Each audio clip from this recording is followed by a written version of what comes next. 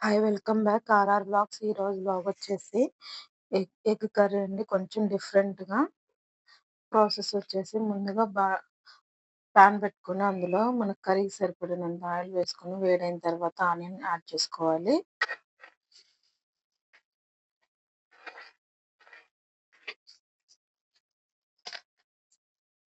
ఈ ఆనియన్స్ కొంచెం golden colour వచ్చేంత వరకు వేయించుకోవాలండి. ఇప్పుడు ఇందులో ఒక అర స్పూను అల్లం వెల్లుల్లి పేస్ట్ యాడ్ చేసుకోవాలండి. అల్లం వెల్లుల్లి పేస్ట్ పచ్చివాసన పోయేంత వరకు వేయించుకోవాలి ఆనియన్స్‌లో. ఇప్పుడు ఇందులో కరివేపాకు కూడా యాడ్ చేస్తున్నాను. ఇప్పుడు ఇందులో టమాటాలు కూడా యాడ్ చేసుకోవాలండి. కట్ చేసుకున్న ఒక 3. ఇది టమాటాలు మనకి మెత్తగా మగ్గేంత వరకు ఉడికించుకోవాలి. ఇప్పుడు ఇందులో పసుపు ఒక పావు స్పూన్ యాడ్ చేస్తున్నాను. అలాగే మన కర్రీకి సరిపడినంత సాల్ట్ పొడి కూడా యాడ్ చేస్తున్నానండి. ఒక స్పూన్నర. అందుకే సాల్ట్ యాడ్ చేస్తే మనకి టమాటాలు అనేది తొందరగా మగ్గిపోతాయి. ఇప్పుడు కారం యాడ్ చేసుకుందాం అండి. ఒక స్పూన్నర.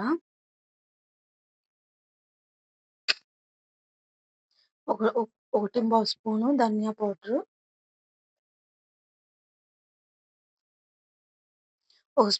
పావు స్పూన్ అంతా గరం మసాలా అండి. ఇవన్నీ బాగా మిక్స్ చేసుకుందాం.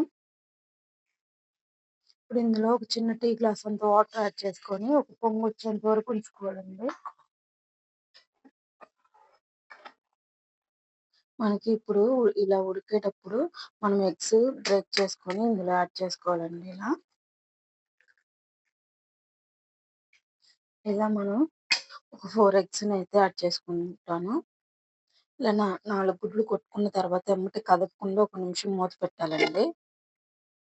ఇలా సగం ఉడికిన తర్వాత మళ్ళీ రెండో వైపు టర్న్ చేసుకోవాలండి ఎగ్స్‌ని.